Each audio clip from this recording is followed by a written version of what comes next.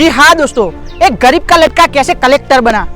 दोस्तों ये छोटी सी मोटिवेशनल स्टोरी बहुत कुछ सिखाती है। भगवान श्री कृष्ण का ये गीत है, मन के हारे हार है, मन के जीते जीत, कुछ कर दिखाओ ऐसा कि दुनिया करना चाहे तुम्हारे जैसा। दोस्तों सफलता एक चुनौती है, असफलता एक चुनौती है, इसे स्वीकार करो।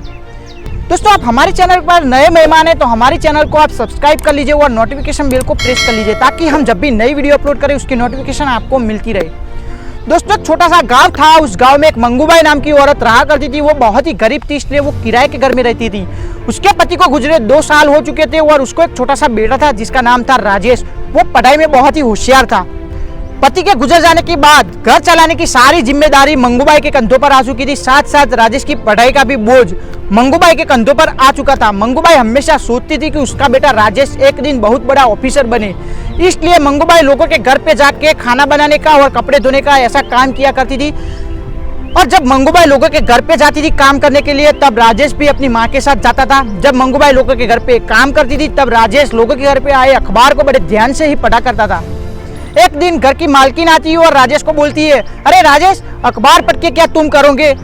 क्या तुम बहुत बड़ा ऑफिसर बन जाओगे? इससे अच्छा है अपनी माँ के काम में कुछ मदद कर दो तो उसे कुछ मदद हो जाएगी। तो राजेश बोलता है कि जी मालकिन, मुझे बहुत बड़ा ऑफिसर बनना है और हम गरीब है, इसलिए हम किताबें नहीं खरीद सकते, इसलिए मैं ज्यादा ज्ञान के लिए अखबार पढ़ता रहता हूँ और मुझे बहुत बड़ा कलेक्टर बनना है। तो मालकिन राजेश की यह बात सुनकर हंसने लगती है और बोलती है कि तुम और कलेक्टर, और हाँ हाँ करके हंसने लगती है। तुमने शक्ल देखी है अपनी आईने में, तुम और कलेक्टर? और वहां से वो चली जाती है। मालकिन की यह बात सुनकर मंगूबाई को बहुत ही बुरा लगता है। मंगूबाई वहां से राजेश को लेकर चली जाती है। फिर लोगों के घर पे जाके काम करने का वो बंद कर देती है और फिर वो नया काम ढूंढती है और शादियों में रोटियां बनाने का काम शुरू करती है। मंगूबाई अकेले ही 15-20 किलो आटे की रोटियां अकेले ही बना लेती थी, इसलिए वो सुबह 3 बजे से ही अपना काम शुरू करती थी। जब मंगूबाई 3 बजे अपना काम शुरू करने के लिए उठ जाती थी, तब राजेश भी उसके साथ 3 बजे ही उठ जाता था। मंगूबाई के काम में कुछ मदद करके राजेश भी अपनी पढ़ाई में लग जाता था। कुछ दिनों तक ऐसा चलता रहता है।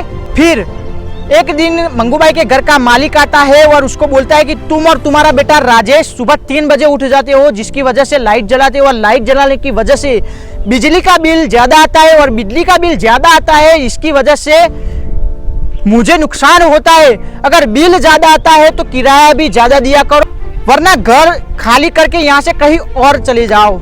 और यह कहकर मकान मालिक वहां से गुस्से में चला जाता है। फिर अगले दिन सुबह होती है, राजेश घास तेल से चलने वाली फौनस जलाता है, उसी प्रकाश में अपनी पढ़ाई करता है और माँ मंगूबाई उसी प्रकाश में अपनी रोटियां बनाती है। और कुछ साल तक ऐसा चलता रहता है और राजेश जी लगा के पढ़ाई करता रहता है और हर बार क्लास में फर्स्ट आता रहता है। और राजेश की यह लगन देख के उसके गुरुजी ने उसको एक सलाह दी कि बेटा तुम अब यहाँ से दिल्ली पढ़ाई करने के लिए चले जाओ, तुम्हारा सारा खर्च मैं उठाऊंगा 1 साल के लिए, तुम वहां जाके जी लगा के पढ़ाई करो और अच्छे परिणाम से पास हो जाओ।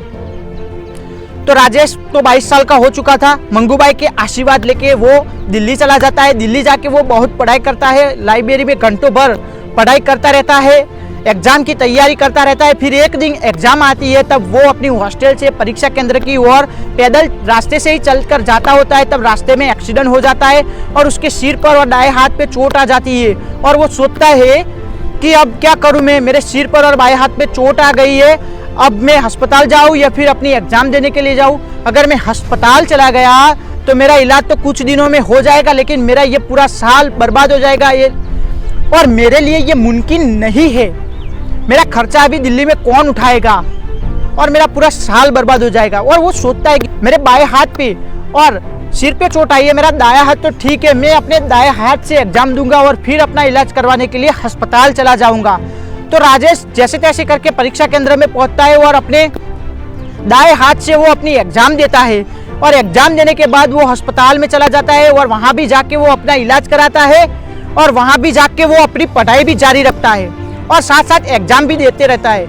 कुछ दिनों तक ऐसा चलता रहता है और एग्जाम भी खत्म हो जाती है और राजेश का इलाज भी खत्म हो जाता है और उसका एग्जाम भी खत्म हो जाता है। फिर वो अपने हॉस्टल पे चला जाता है, वहां जाके वो कुछ दिनों तक रहता है। फिर वो एक कंपनी में इंटरव्यू देने के लिए जाता है, वहां भी वो पास हो जाता है। फिर कुछ दिनों के लिए अपनी माँ के पास गाँव में आ जाता है रहने के लिए और कुछ दिनों के बाद उसका परिणाम जब आने वाला होता है, तब उसकी माँ मंगूबाई गांव से एक अखबार लेकर आती है और राजेश को देखती है और राजेश को बोलती है ले बेटा ये अखबार और इसमें से अपना परिणाम देख के मुझे बताओ।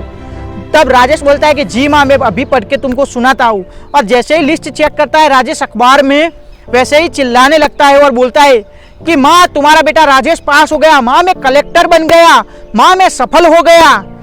और दोनों ही हंसते हंसते रोने लगते हैं और पूरे गांव में ये बात पता चल जाती है और पूरे गांव वाले उसको बधाई देने के लिए आते हैं। तो दोस्तों इस कहानी से हमें सीख मिलती है कभी भी अपनी मेहनत से पीछे नहीं हटना चाहिए, मेहनत करते रहना चाहिए, चाहे कुछ भी हो जाए, लोग हंसते रहे या चुटकुले बनाते रहे, हमें हमारे लक्ष्य का पीछा करते रहना चाहिए। जब तक हमको सफलता ना मिले तब तक हमें अपने लक्ष्य की ओर आगे बढ़ते रहना चाहिए और एक ना एक दिन हमें सफलता जरूर मिलती है। असफलता एक चुनौती है, असफलता एक चुनौती है, इसे स्वीकार करो। क्या कमी रह गई थी, क्या कमी रह गई थी ये सुधार करो। कुछ किए बिना ही जय जयकार नहीं होती, कुछ किए बिना ही जय जयकार नहीं होती। कोशिश करने वालों की कभी हार नहीं होती। जिंदगी की यही रीत है और भगवान श्री कृष्ण का यही गीत है। मन के हारे हार है, मन के जीते जीत, मन के हारे हार है, मन के जीते जीत। कुछ कर दिखाओ ऐसा कि दुनिया करना चाहे तुम्हारे जैसा। तो दोस्तों आपको मैं मिलता हूँ अगली वीडियो में, तब तक आप देखते रहिए डीवी मोटिवेशन को और सुनते रहिए डीवी मोटिवेशन को। जय हिंद, टेक केयर, हर हर महादेव। दोस्तों हमारे चैनल डीवी मोटिवेशन को सब्सक्राइब करें, नोटिफिकेशन बेल को प्रेस करें और ऑल पे क्लिक करें ताकि हम जब भी नई वीडियो अपलोड करें उसकी नोटिफिकेशन आपको मिलती रहे। और हाँ दोस्तों हमारे वीडियो को लाइक करें और आपके दोस्तों के साथ शेयर करें। धन्यवाद दोस्तों।